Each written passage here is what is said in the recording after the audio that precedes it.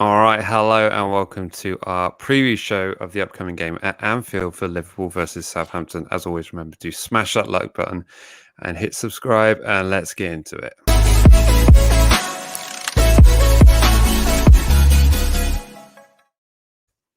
Woo! All right. How are we doing, Jet? You well? Yeah, mate. All is good. It was nice to see you in real life the other day. It was Yeah, crazy. we had a rendezvous, didn't we? It was crazy.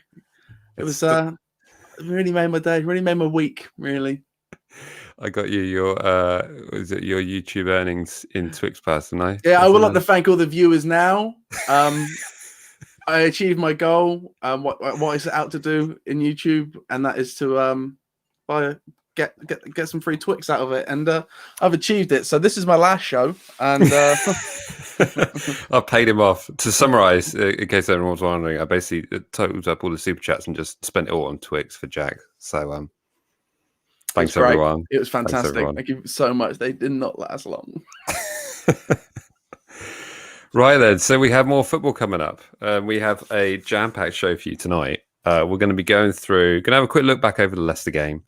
Then we're going to preview through everything to expect at the upcoming game at Anfield and everything involved there, including the predicted 11. And then we've got two extra bonus topics, one of which involves a sneak preview of the potential return of fans to stadiums. So stay tuned for that. Right. Let's get into it. As always, welcome to everyone in the chat section. Thank you all for joining. We got some members in there. Fantastic. Hey, Joe, Hello. how are we doing? As always, just to recap on the member section thing, there's a couple of little extra bonuses.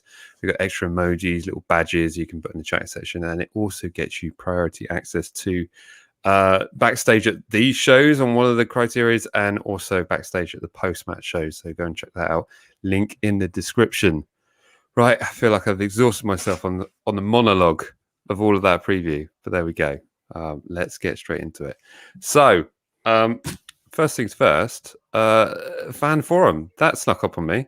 Yeah. Did you know that was happening? You know what? I did, but then I completely forgot. So when I got home and I was just flicking through stuff, I was like, "Oh, this is nice. This would be good for this evening." So I sat there with my notes out, and I thought, I'm just going to take a few down, just things that catch my ear. And yeah, it was. You know what? It was a great fan forum, wasn't it? I think that should. If anybody who watches that, I should hope it steadies their nerves and explains to you exactly what's going on. They didn't beat around the bush with anything, did they? No, but they never do. I think they're really good at these fans forums because literally they just lay it out and they just say, "Look, be realistic. This is what we are." And there's literally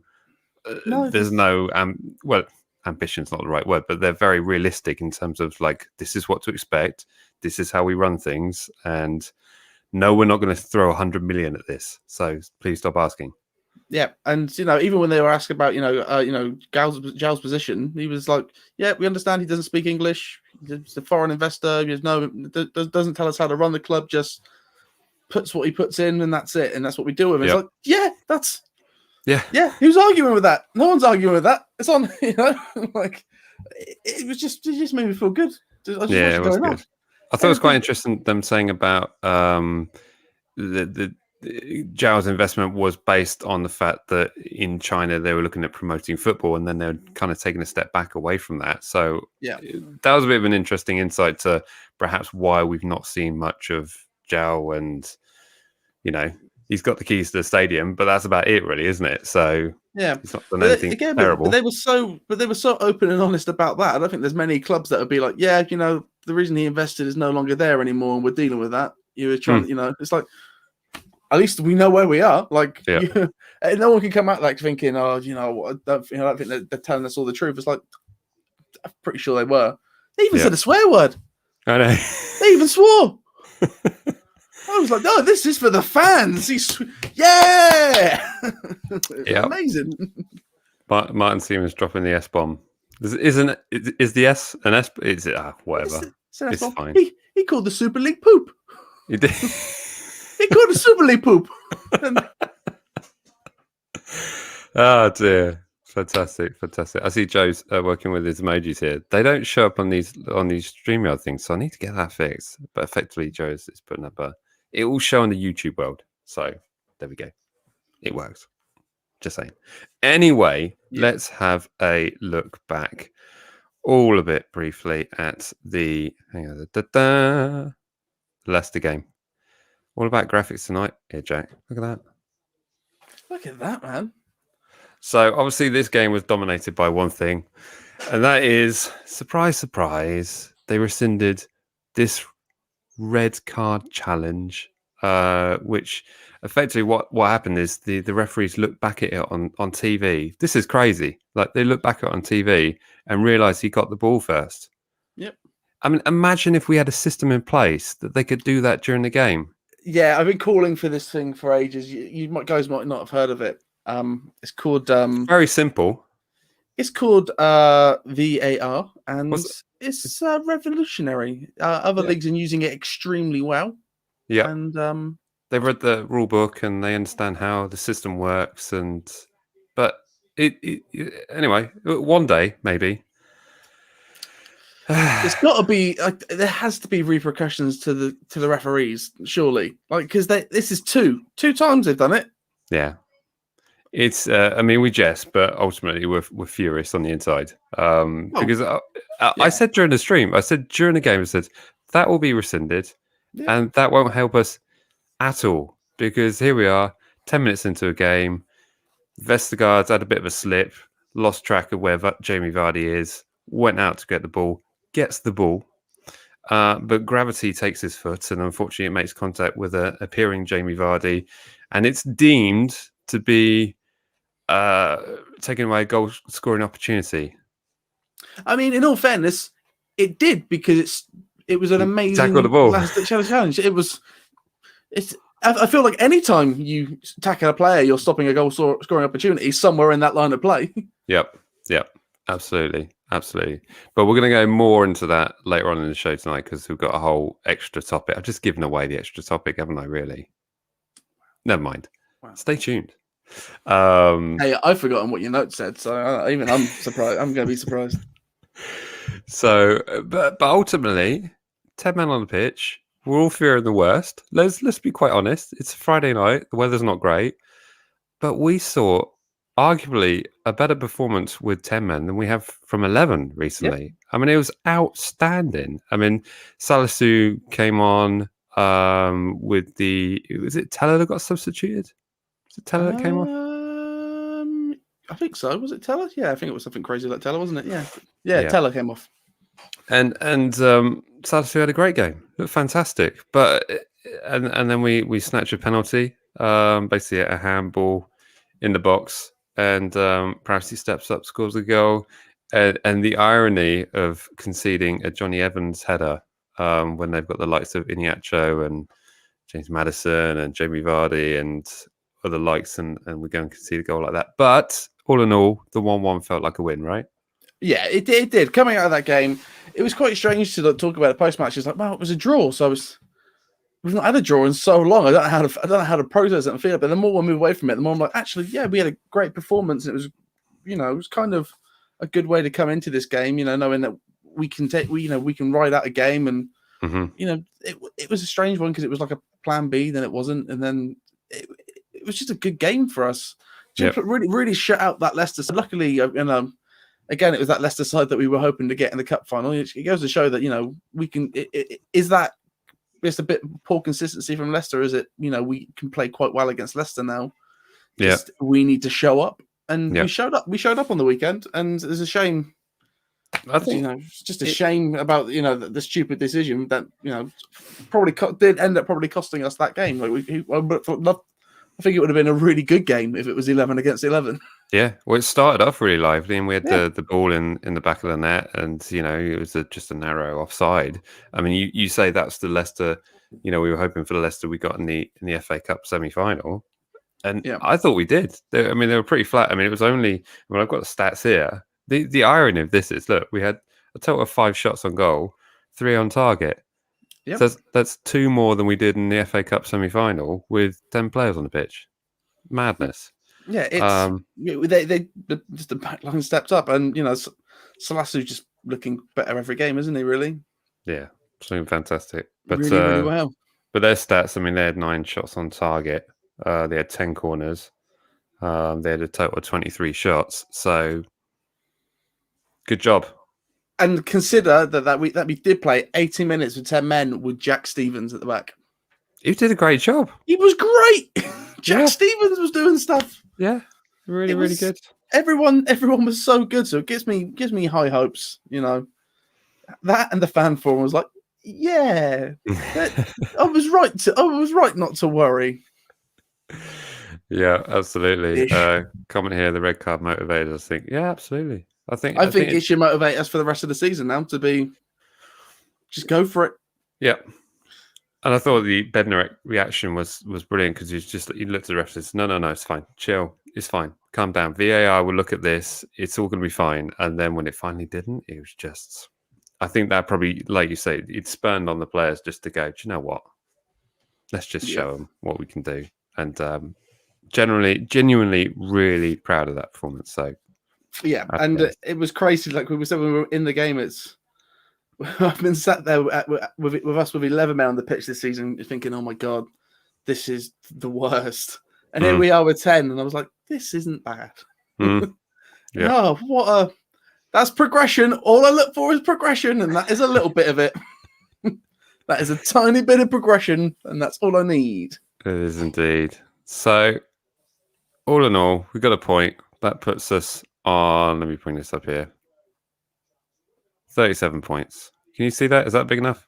Yeah, I'll make it bigger. A little bit bigger. I should prefer like that. Keep our graphic in the top there. But so it's at 37 points. We're in 15th. But there's loads of clubs around us. I mean, between Palace and Newcastle, it's 2 points. So anything's possible coming up, really. Yeah, honestly, we could definitely jump around a bit. I like to finish a few places high by the end of the season. Yeah. And looking beneath us, it's just a case of Fulham and West Brom need to get something from their games at the weekend coming up. Otherwise, it's done, really, isn't it? Yeah, it is. In that regard for them. It's a shame for Fulham. I already thought Newcastle were going to slip down there. It's a shame for Newcastle. But, honestly, I think, it's going back to again, but go back to the fan forum, you see how they talk about the summer. And just how we're what we're sort of doing right now after that's the game. I am excited to play against Liverpool. The last time we played them was the end of our crazy run. Right. So it'd be nice to kickstart it again with another one. Exactly. So let's jump straight into it. Upcoming at the weekend, 8:15 kickoff. It's away at Anfield. Now, interesting enough, Anfield used to be a place where you didn't really get a lot of points. Not anymore, baby. Yeah, not a lot of clubs went to Anfield expecting anything. But I'm just going to bring up a graphic here, which will basically sort of show their current form, which doesn't look okay. They got a few, 2 fewer losses than we have recently, but it doesn't look exactly colourful. It's not champion form, is it? It's not. And I look at the results that you talked earlier about Newcastle United. I mean, they got a 1-1. They could have won that 2-1. They could have. Yeah. It was there really wasn't much to say on that regard. The away game they had against Leeds, they weren't creating a lot of chances. And if you look down this, not scoring a lot of goals. No. I mean, in all of those games, let me see. It's only the Villa game where they scored more than one goal there. That if the team play like we played against Leicester and the 4 at the back just do their job again, and I love Armstrong at number 6. I think he's been playing really well in that position. Yeah. I think I can't believe it's taken us this long, or it's taken him this long to adapt, or just to realise this. But I think he's a better cover for Romeo starting games than Diallo is. Mm-hmm. And if he sticks that position, he stays. Well, I think sometimes when we sort of saw him start in the centre of the mid, he would sort of switch on the wings. Yeah. But I think him just staying number 6, being smart enough to just understand that he needs to be in the middle of the park pressing. Mm-hmm. He ran his boots off at the weekend. Yeah. And I think that's I think him and Ward-Prowse together will be sort of the linchpin of how much we get done in this game. Mm. Yeah, but I think he's doing great in the middle, and it also creates space for the for our ridiculous amount of wingers that we have. Is Minamino allowed to play in this game or not? No. No. I mean, it effectively be playing against his parent club. So, I mean, it'd be great if he was allowed, but no, due to sort of general ways of doing it, that's not how it's done. But do you have anyone you're worried about playing against Liverpool? I mean, it's not like anyone's having a tearaway season. It's not like Salah's on for Golden Boot. It's an interesting tally. I actually always go into Liverpool with slightly high hopes. I think if you think every time that we've been to go watch them, I've always gone saying, well, I always go in saying we're going to win, but I always go in against Liverpool thinking, I think we could do something here. Right. And it's always 1-0, and it's always just that smash and grab sort of game, but we seem to be able to do it against them, or we definitely can't. But I don't think to see them playing, I'm not scared of them like I was last season. No. It's a different side. It is a different side. But they will be fighting for their lives in regards to Europe. I mean, as it stands at the moment, they're in this sort of Europa League positions. But, a lot's riding on them to sort of pick up something. And do they want to even be in the Europa League, or would they just rather have a season off? But ultimately, with the players they got in their squad, they want European football. And without it, it's a problem.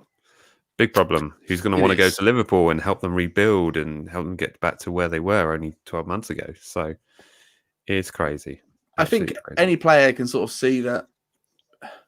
Any player can see that going to Liverpool is a smart decision, because as soon as Van Dijk's fit, it'll probably be back to normal. But I just even like this summer, like Liverpool don't draw the big names. I don't know why that is, or why they don't ever go for anybody ridiculous anyway. Yeah. Like apart from obviously you got Van Dijk and Alisson, but do you see them spending 100 mil on a striker? Or I see them selling someone for 100 mil. So do I, and I think that wouldn't be too bad of an idea. But sort of Fergie always did, wasn't it? Fergie just got to a point where he was like, right, that player's done his business. Time to move him on. Yeah, absolutely. Well, let's jump into let's have a look at. Let's bring it up over here. It's time to look at the predicted 11. Why? Are you going to do this one? I did the last one, didn't I? So you do this one. I'll do this one. You do this one, and I'll agree or disagree. Okay. Sound good? Sounds good to me. It's mainly up top. I'm stressing about, but yeah, I'm fascinated to know. Let us know in the chat section if you agree or disagree with any of this, and just line it up so it looks nice. So I think McCarthy in goal. I think you're wrong. Oh, do you now? No, only because of what Ralph said. Yeah, I know. Because he's looking to rotate. So the next 2 games, I think it's the only thing that he's given away is the fact that he's going to put Forster in goal for the next 2 games. Did you read that? No, I sort of saw it more as no one's got that. Like, as much as I disagree with it, he's like, there's not a number 1 right now, and it's going to be whoever's doing it. And I think McCarthy. Yeah. And I think McCarthy had a good game against Leicester, and I think you go with the guy who's had the good game. Okay. Especially, against the Liverpool, you probably want the one that's got a bit more confidence rather than the one that's just dropped out again after a few bad games. Yep. So I think for me, McCarthy, the start of the back. Mm-hmm. And then obviously Kyle Walker-Peters out there on the right. Do you think he's going to go with the same formation that he did against Leicester? We're going with 3 centre-backs. He could, couldn't he? I'm just thinking with Bertrand being out injured. Yeah, you're probably right. With Bertrand being out injured, if he's going to try it again, probably be. Let's move this around so we're prepping up.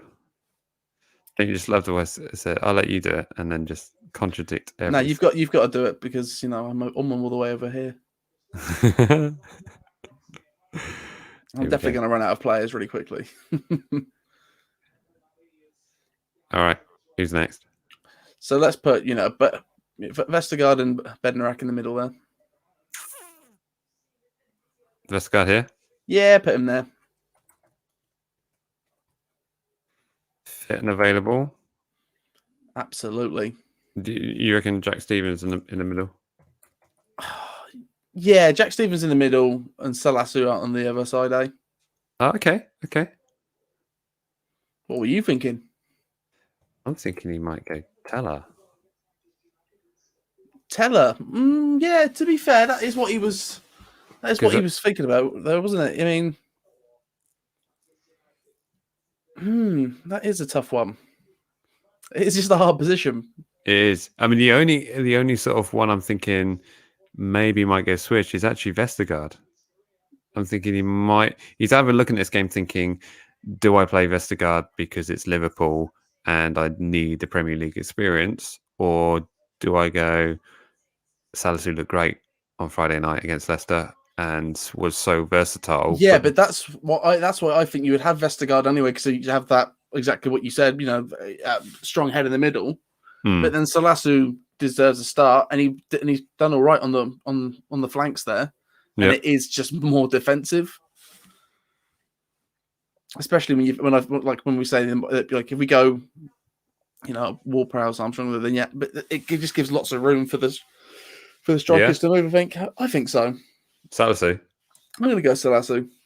I'm going to go for it. heavy defensive line there. This is the bit of the show where I go, just to point out, these are the views of Jack's side of the channel. Hey, mate, you look at those comments and they're all agreeing with me. Let me have a look. I haven't had a look, actually. Is everyone agreeing? Oh, yeah, they are. Oh, what's that? Everyone's agreeing with Jack? They're all on your side, Jack. Look at that. Ugh. As tough as it is on the team, I'll still go Salisu left back. Yeah. All right. Thank you, people. Thanks for the Twix and thanks for being there. Great God. Super chat for the Twix. That's why I get paid the big bucks, baby. Right, and so in the middle, James Ward-Prowse, and he's a liar. You're getting Prowse number 6. Yeah. Oh, Prowsey. You stay escape, but he's all right now. Armstrong on this side? Yeah, man. And then this is where it will start to get interesting. Yeah, I'm fascinated. Yeah, so what am I thinking? I don't know what I'm thinking, but I'm thinking something. You're thinking Shea, right? I'm thinking Shea, and I'm thinking Redmond. Up front? Yeah. Interesting. Okay. But I also openly admit that I can see Redmond and this other winger to be swapping about, and I'm probably going to say Gineppo this week. Okay. Yep. I'm going to go for Gineppo.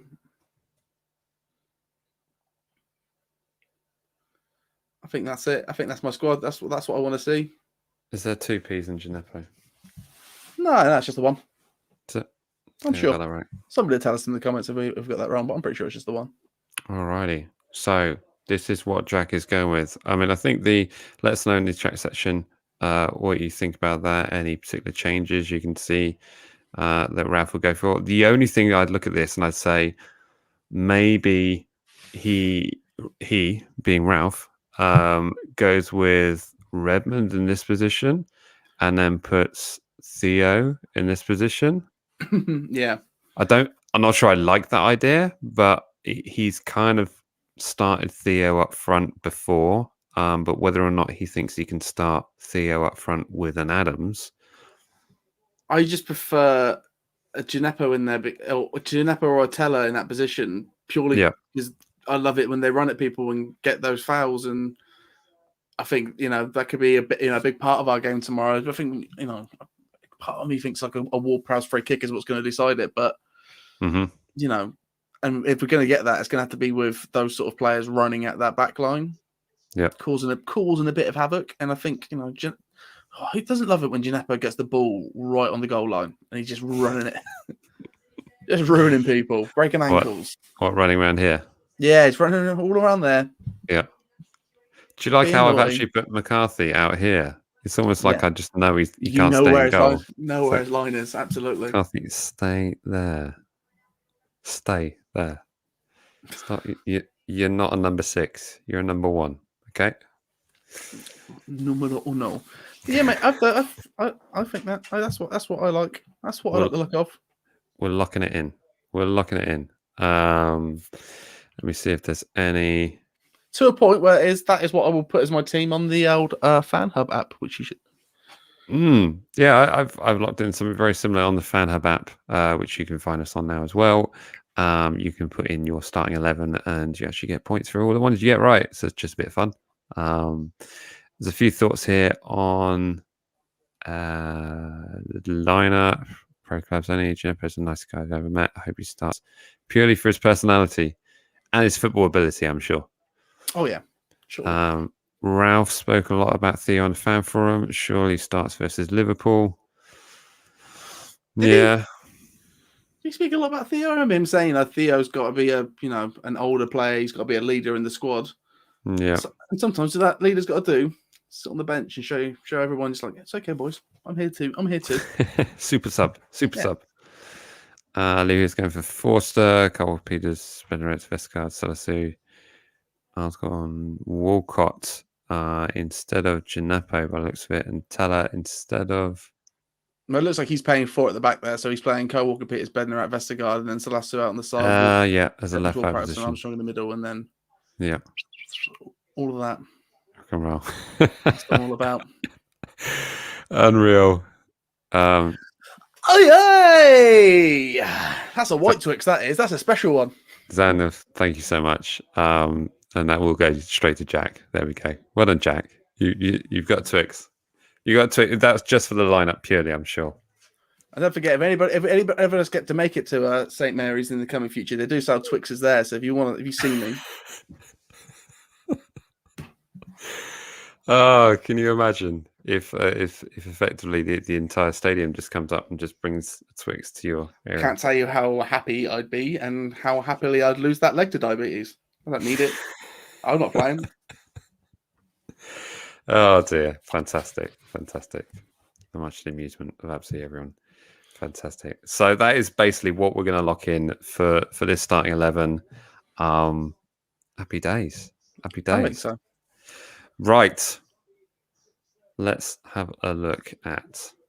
Well, now's the time of the show where we have a look at.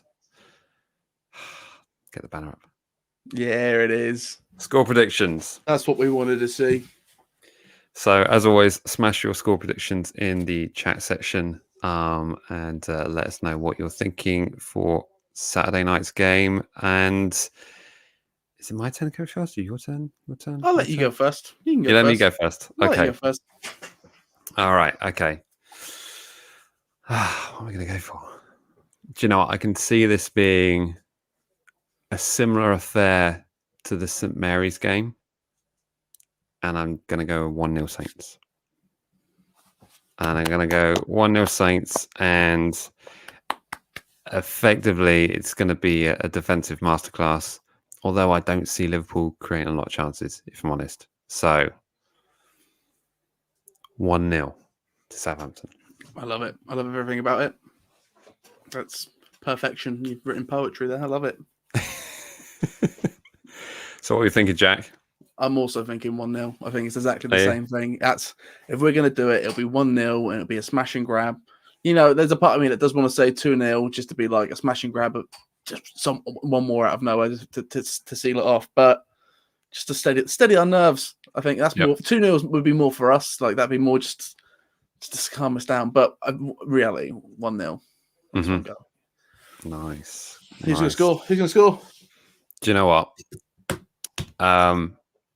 Prowsey is one free kick away from equaling the Premier League record for converted free kicks in a season. So I would absolutely love it if he did it at Anfield. I think that'd be amazing. So I'm going all in on a 1-0 win with a Prowsey free kick goal. That is how it's done. That is how it's done. It's going to be a little bit romantic to imagine if that actually comes off, but you know. I would. You know what? I would have said that too, but because you said it, I'm going to go for a big Vestergaard header. Nice. Big bit of justification for the man. That's what I'm after. That'd be come on and make these idiots look more like idiots. Look at his stupid face. Look at his dumb, stupid face. You know his hair smells like like that 2000s hair gel, the big blue tub. Yeah, that's what he smells like all the time. Okay, there we go. Awful. So there we go. We're going with either a Vestergaard headed 1-0 win or a Ward-Prowse free kick 1-0 win. Fantastic. Right, let's jump into the chat section and see what they are thinking. Right, here we go. Tom is going for a 1-1. Nice and nice. Does he not know the rules? Tom can predict a draw. It's fine. Yeah, he can. Yes, he can. Tell you what, members can choose a draw. I hope he doesn't mind me mentioning this, but he actually sent an email to the MatchDayVlogs at BT Internet address with the birthday cake in the style of St Mary's, and it looked amazing. And I've already passed on the photo to Mrs. MatchDayVlogs and said, "Can I have one of these, please?" So maybe if I get his permission, maybe I show the picture on the watch along on Saturday. I don't like to share images that don't belong to me. And that said, cakes, I put up loads of images there. Yeah. Absolutely. Fantastic. Right, moving on. Ben Caron's also going for a 1-1. Oh, Ben, do you not? No, never mind. Carry on. Moving on quickly. Ralph himself is going for a 2-0 Saints win. Fantastic. Zika's going for a 1-0 Saints win. There's a lot of positivity. Charlie Page going for a 2-1 Saints. Liverpool looks shaky at the back. They do. Joe Leach is going for 1-0 either way. Come on, you need to give us an actual. I see 1-0 Saints. I'll take 1-0 Saints. That's what that says. Yeah. Adams to score early. Saints to defend for their lives for 85 minutes and hold on to. Oh, that'd be great, but terrible at the same time, right? Yeah. Because we never like to have those stressy kind of things like that. Shape out Fisher, thank you. Fan Habits Kievo, fan review. Any ideas? Send me an email to matchdayvlogs@btinternet.com and I'll give you a golden ticket. Oh my god. And it gets you straight in. Giving them out. My god. See this guy over here just giving away stuff. Yep. Good man. See, if you don't ask, you don't get, right? Yeah. Zander's going for a 2-1. James Ward-Prowse free kick. And 40. Oh, he's giving us minutes. Fantastic. Love that. Adams volley in the 65th and Firmino in the 60th. Wow.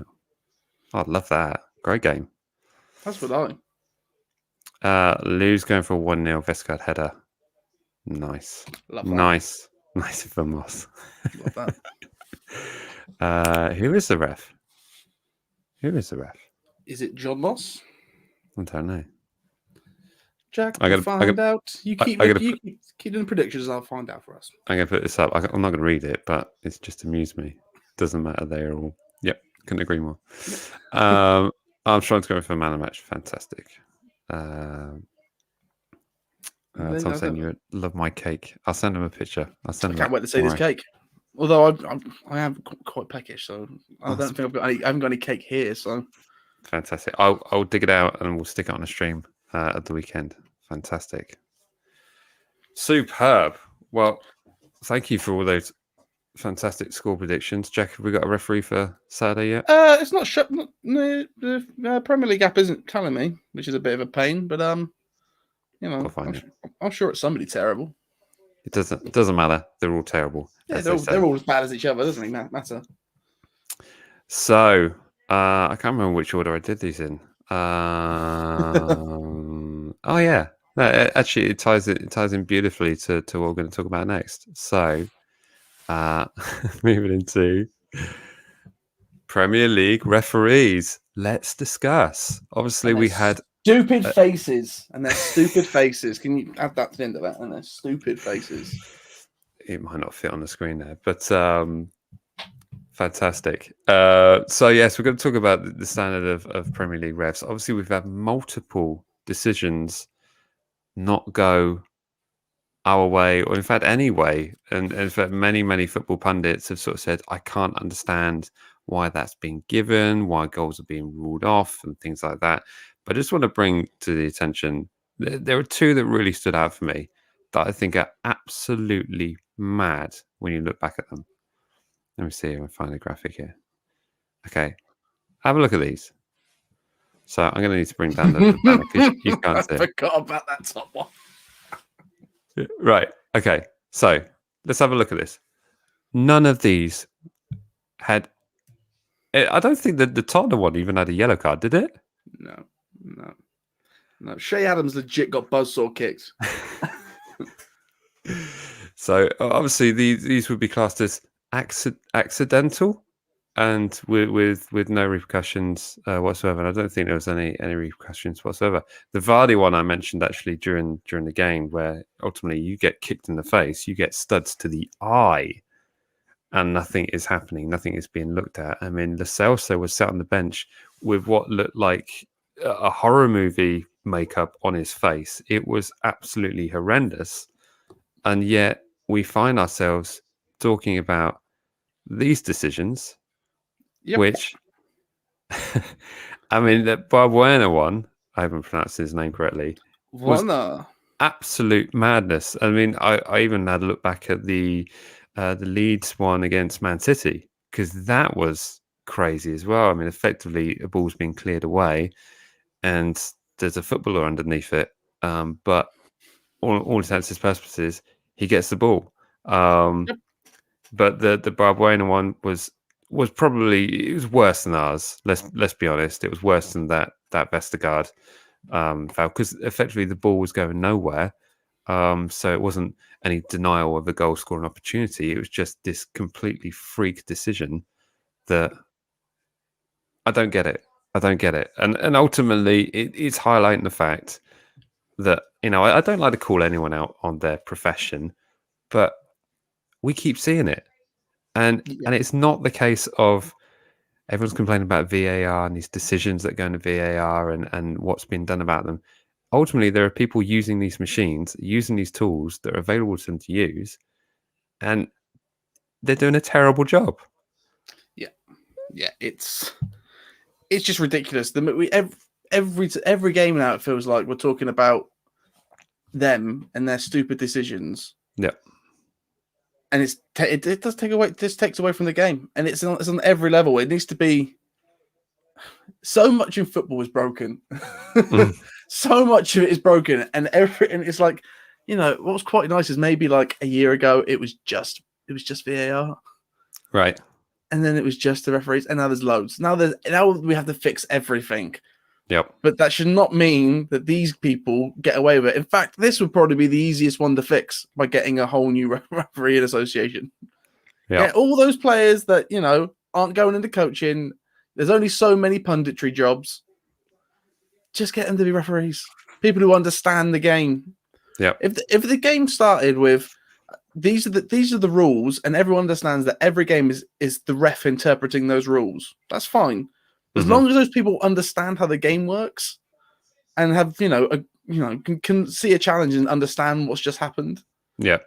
Doesn't get, fobbed off because they've been there. Like, I know it's a ridiculous thing to think, but imagine if Roy Keane was a referee, how much more fun things would be. Like it just would. It just would. Can you imagine that if Roy Keane was at Stockley Park and he sees the official go to the monitor and he says, "Really? You want to go to the monitor for that?" No, thank you. Exactly. That's what you want. You want the ref on the pitch to be like, no. Yeah.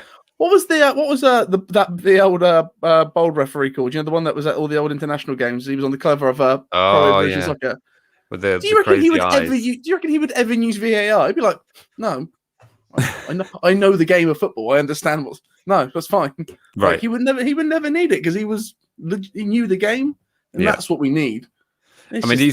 These two decisions are completely different in respect of the one at the top was VAR that was used, and the one at the bottom was not VAR that should have been used. Yeah. And that's the flip side of it, really. But as I said earlier in the show, these things get overturned, but they don't help us because we would, I'm going to put on the line here. I'm going to say we win that game against Leicester on Friday night. I spoke to a couple of Leicester fans who said we were dreadful. Like we robbed you of 2 points and you had 10 men. Yeah. That's how much they thought that it was. We were playing fantastic at the start of that. And it's just a real shame to kill it with a stupid decision like that. But if anybody cares to read it, the Ugly Inside did a great conspiracy theory article about that this is the referees trying to just bomb VAR by trying to make the VAR look inconsistent by using it terribly, and if they can just after the game, it'd be like, wow, we tried and used VAR, but we just it just didn't help us. And everyone's like, oh, but bin VAR then, and they can go back to doing their own thing.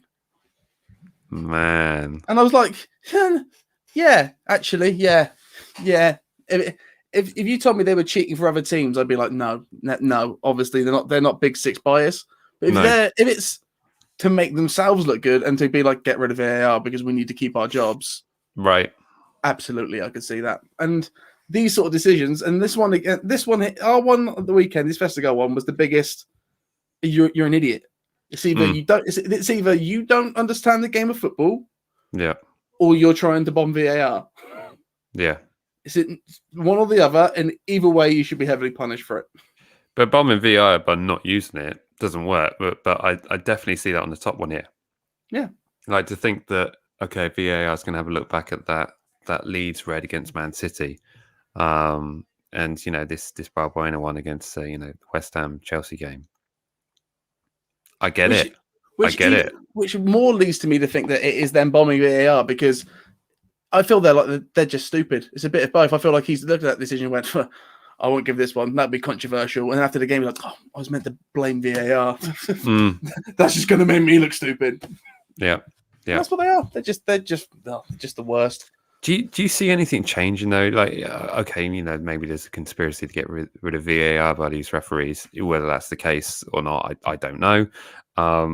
But do you think anything can be done? Can there be sort of any? I'm not quite sure. Decisions like penalties for refs and not doing. I mean, effectively, the top earning referees they get about £200,000 a year plus match day fees for each game and expenses applied to it. So they're on a decent wage. But should there be any kind of penalties for?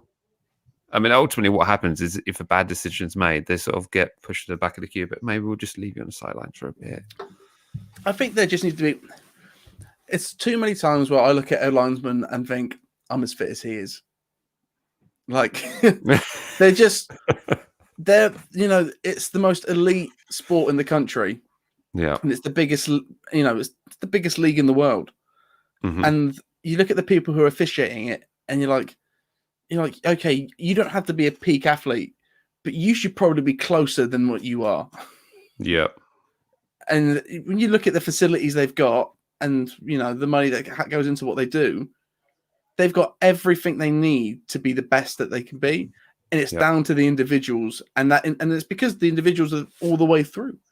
It's, people who didn't know the game 20 years ago are now telling people who really don't know how to run the game. So it's, within that referee and organization, who in there is an ex-player? Mm-hmm. It's not. It's something else completely. Yeah. I feel like it just. I don't know what can be done. Because I don't fully understand how the Premier League system. How the referee systems work. I've seen those videos when they go to the big referee training facility. That great video where Neville and Carragher go there. Yeah. But I'm not quite sure how it all works. But fines on the pitch microphones and interviews after the match.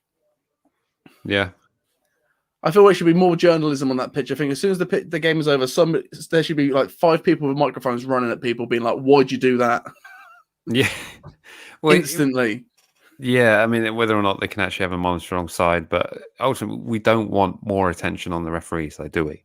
No, but that's the thing. But they're already putting it on themselves, right? By making these calls, which, I mean, the referee, I forget his name for the one against Leicester, but you could see in his eyes, he was thinking, I've got a decision to make here. And it was on him. But in the same regard, you think, let's just take a moment, have a listen to the earpiece and give yourself 2-3 minutes just to think about it. Or not even that, 30 seconds. Just to say, do I need to go and have a look at this on the monitor? What do you think? But they didn't. Yeah. And here we are. Talking about it again. Indeed. Tom here saying, sure, the salary is that high. Pretty sure. I think there was a report. I think it ultimately Mike Dean and who's the other, the young guy? They're the highest earners, I think. Maybe Craig Pawson's. But it's 200k and down. I think the lowest one was sort of about 125 maybe or something like that. But I remember there was that crazy article about Clattenburg getting something like almost like 500k when he went to China. So it wouldn't surprise me if, I met Mark Clattenburg once. I remember you saying, tell the kids the stories. Yeah, absolutely. I was tell them how bougie your life is. Well, I was on the way up to Newcastle on a flight, and Mr. Clattenburg was on his way back from the Madrid semi-final Champions League because he lives in Durham, and he was on his way back at Newcastle via London Heathrow. So there we go. But it's got a very Geordie accent. Anyway, that's the end of that story. But he was generally a nice guy. Decent chat. I'm sure most of them are very lovely in real life. I've seen a podcast or two of Mike Dean where I'm like, yeah, all right, guy. But when he's on that pitch, no. Jenny, funny you should bring that up actually, because I just got sent a message because that's when I went to a Newcastle game as well, and that was exactly 5 years ago. That's funny you should bring that up. Look at that. So it's a long time ago before his big money move. Remember when you could go to games? Remember when you could get on planes? So there we go. Well, that ultimately is the state of play as it is at the moment, and I think something needs to be done. But I'm intrigued to hear your story about the conspiracy to get rid of VAR with this method. But whether or not I'll send you the article. Yeah, is it on the Ugly Inside stuff? Yeah, it was on that. It was an Ugly Inside article. Well, unless the Ugly Inside have turned into like the Daily Mash now, where they're posting like ridiculous Southampton articles. In which case, I mean, that should already be a thing. There should be a fake article for Southampton every day. That would be. I'd read those. Yeah, absolutely. Well, go and check that out, everyone. Go and give a fellow Southampton fan channel some love. Go check out their content as always. Right, I think that pretty much wraps up that particular topic. Absolutely. So the rest What's of next? Good. What's next? Let's bring this up. Drop this down. So, some exciting news. In fact, I'm going to change the background for this one. It's that big. Wow, it's that because big. It needs to be a full St. Mary's.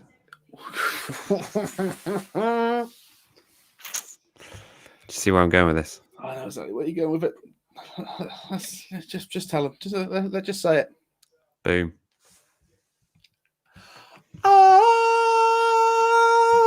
So they have moved the fixtures around effectively to fit in with the current guidelines. From May 17th, you are allowed to be within a stadium or outdoor sports event, and we go back to stadiums can be up to 25% full or 10,000 capacity, or whichever number is lower. So effectively, what that means for the mighty St. Mary's, capacity of St. Mary's is 32,505 seats. So a 25% capacity of that is 8,126 seats. So with the new schedule that's been laid out, effectively, our game against Leeds is set to be played on Tuesday night. I've got a graphic, that's why I'm stalling. Wherever my graphic. Here he goes. So here it is. We could be returning to St. Mary's on the 18th of May at 6 p.m. for an early kickoff.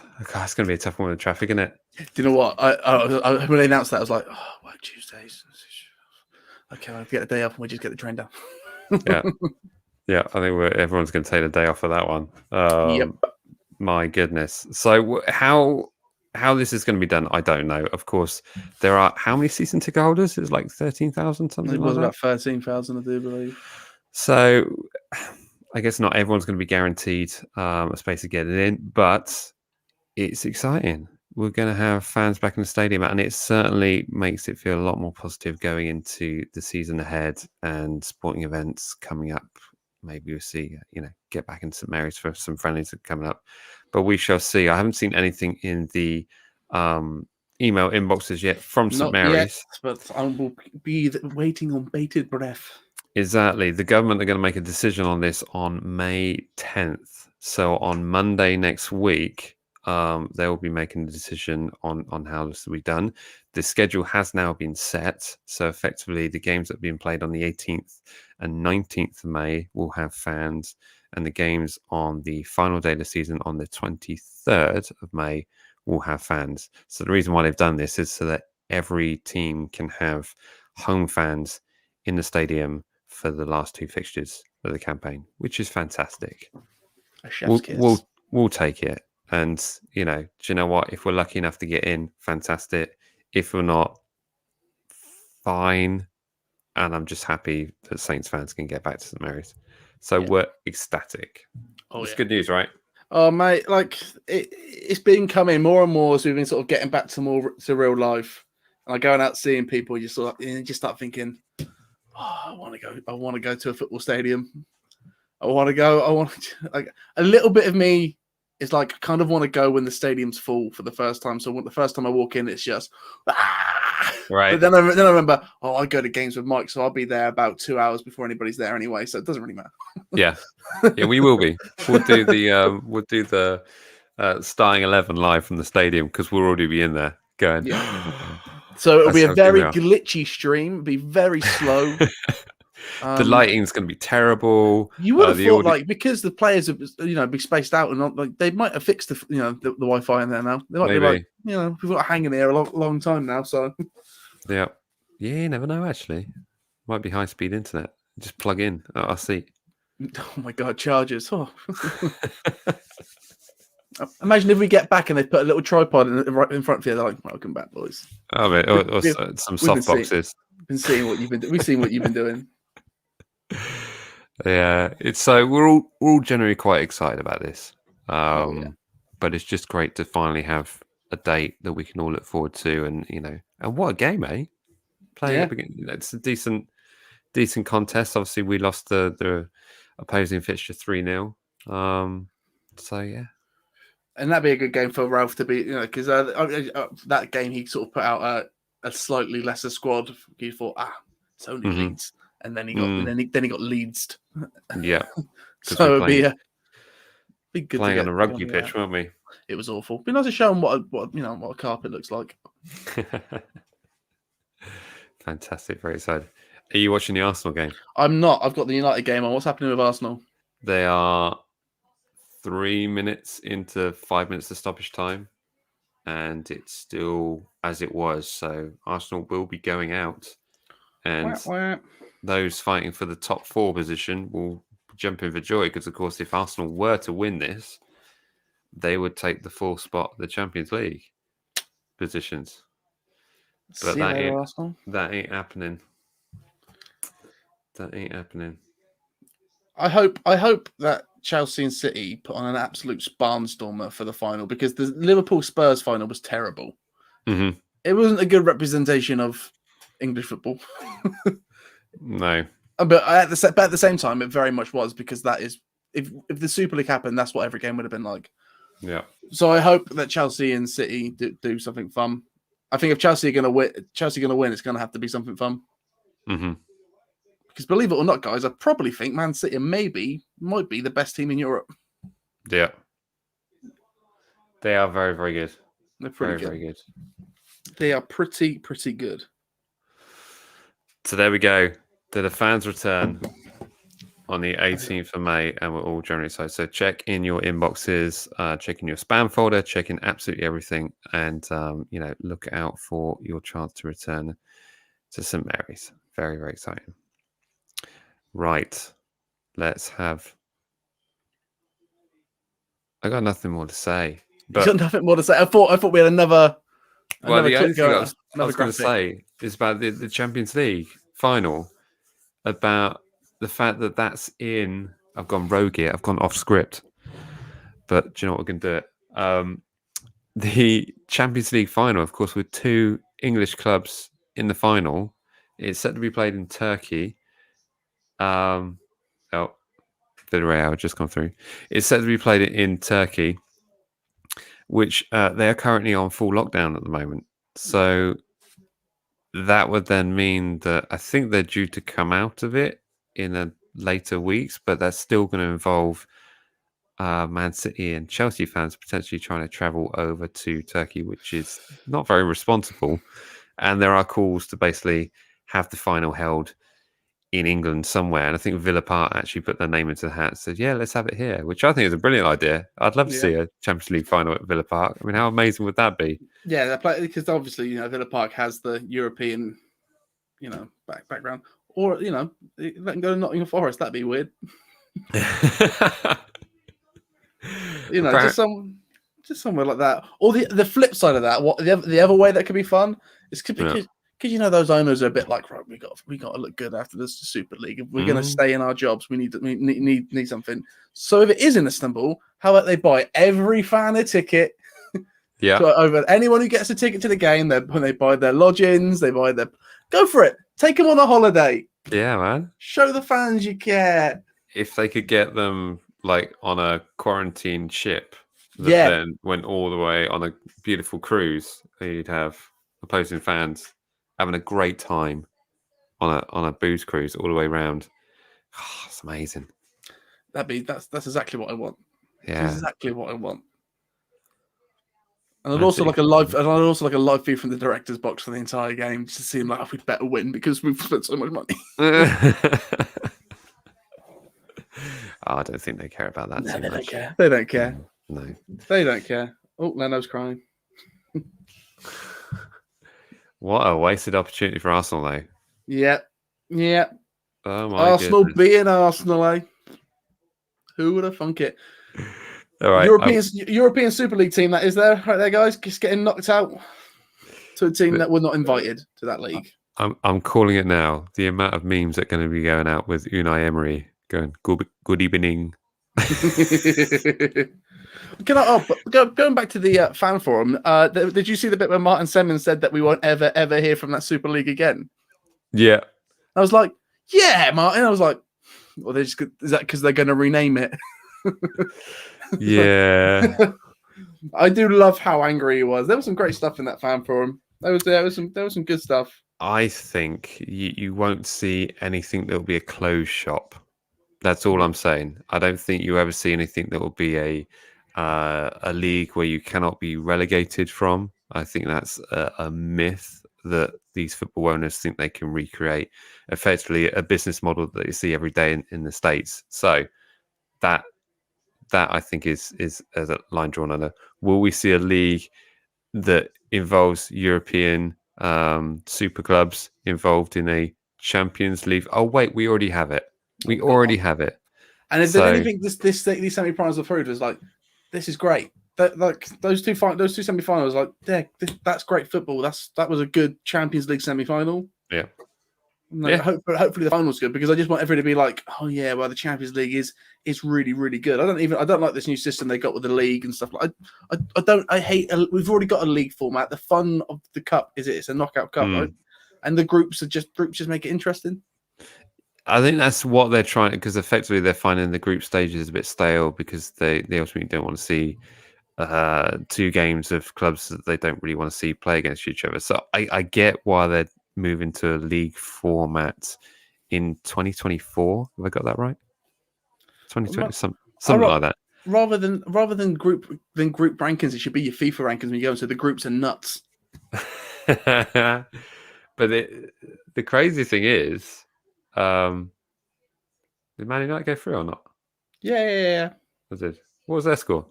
I mean, it was something like 8-5, wasn't it? Like they scored. I don't think they won the last game 6-0 or whatever. Oh, okay. 6-2, was it? Was this on 3-2 or something? Yeah. Madness. I had a really crazy bet on for that game, and it almost came in. If Rashford had come on and scored, you would have seen me going nuts. Yeah.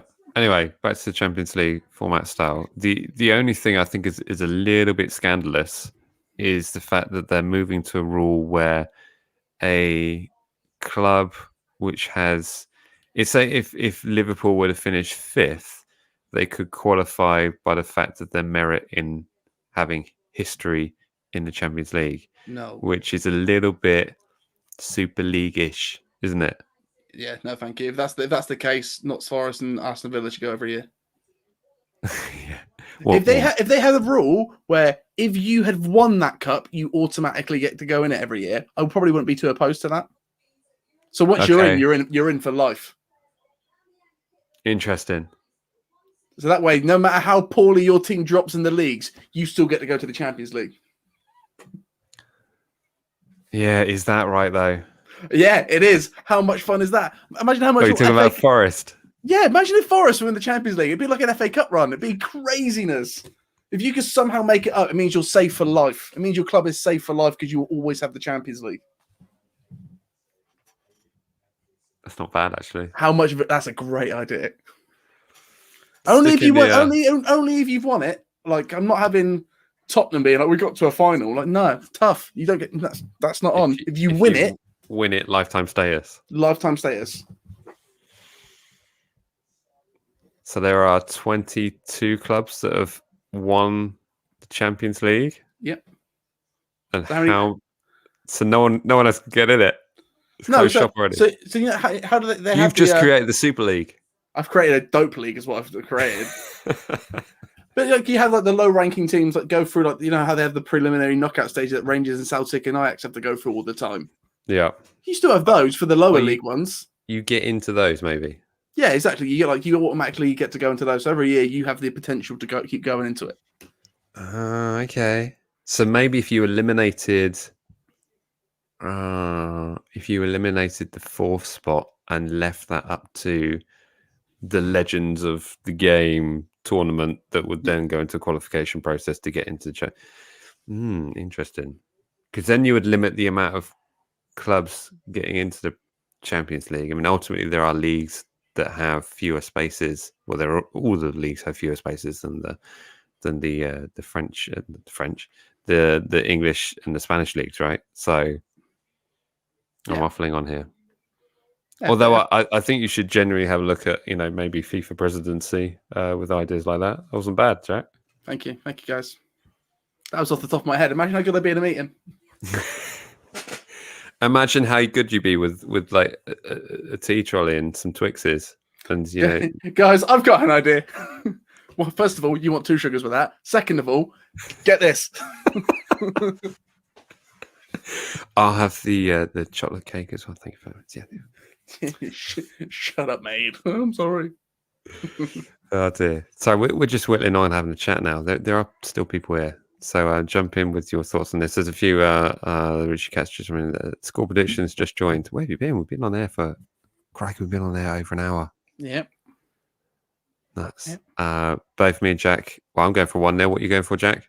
1-0. 1-0. Look at that. James big confidence boost. Chaps. Oh, there's a genuine question here. Opinions on the potential Lopez takeover. Shout out Lopez. From the things that I've read, don't seem too bad. But then I see people saying that he bankrupted Lille and he bankrupted the Lotus team. But from what I've read, they were already in pretty bad debt when he got them, and they're still in debt. It's not as bad, but he didn't help it really. So, are we in? I don't think we're in debt. I know there's losses, but I don't think there's losses. But I think in all things considered, had we not been a club that's been run as well as we have been, we'd be in serious trouble. So yeah, but I feel like from what we got from the fan forum is that they have an absolute idea of how they want this to work. Mm-hmm. And I like the fact it's the club making this decision. Like they're making this decision. That's not what a part of what Joe wants. It's what the club wants. Yeah. If we're selling this club, this is what we need, and it's about the investors coming in rather than the investors coming to take over the club. They have to invest in what's there. So any way that comes, I feel like the running of the club will be fine. It's just where that money comes from. And I'm kind of torn on whether I think this Lopez character is what we need or not.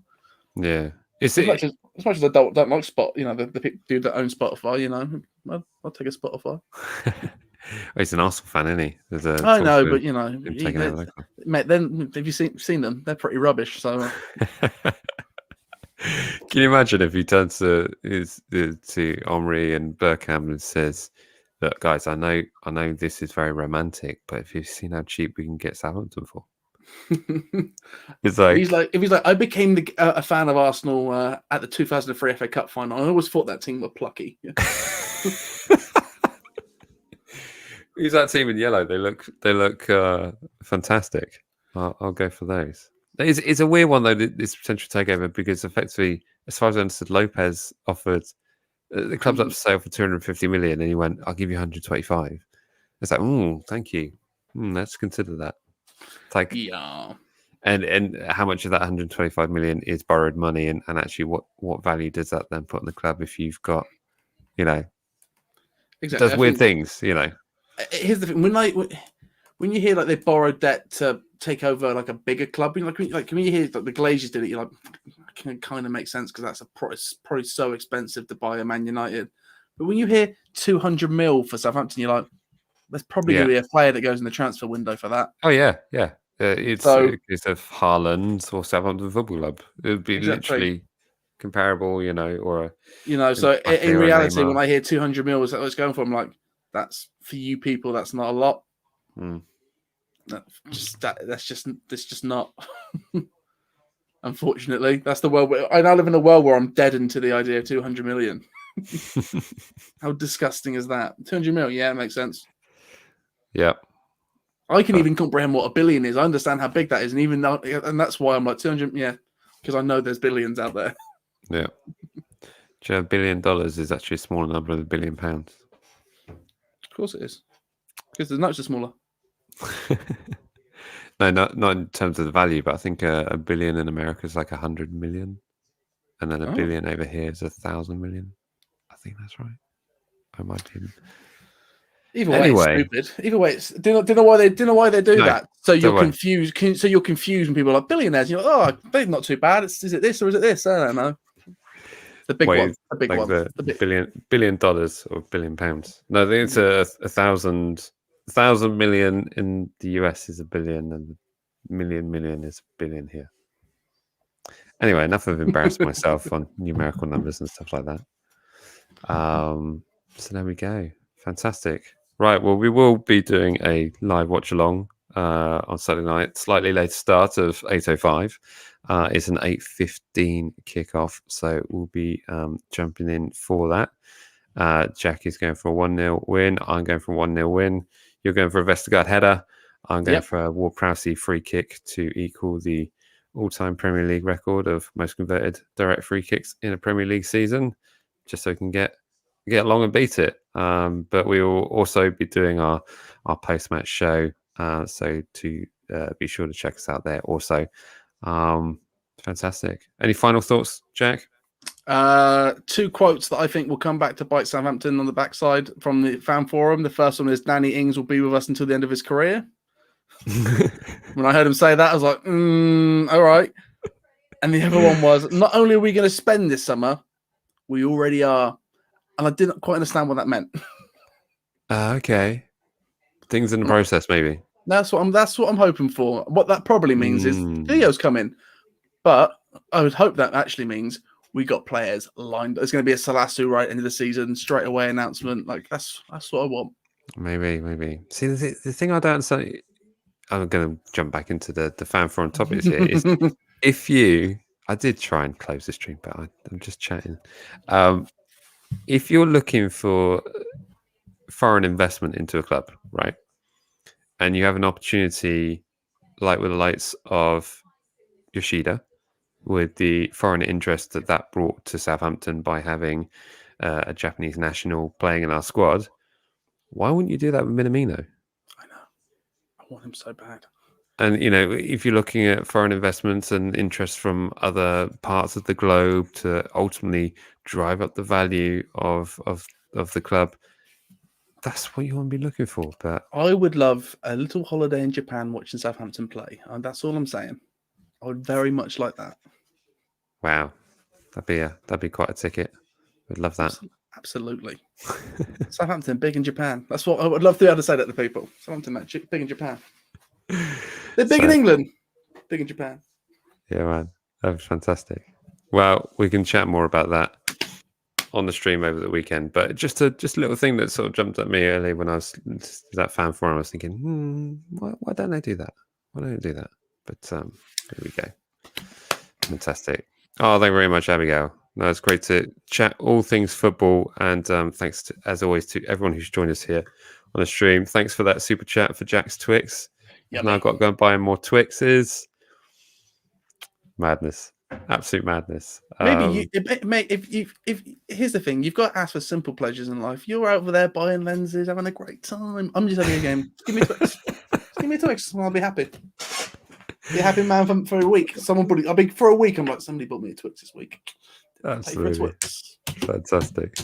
Brilliant. Well, I look forward to maybe I'll buy one for us both, and we can enjoy them. The game. I think you'll find that said, "Here's a Twix for Jack."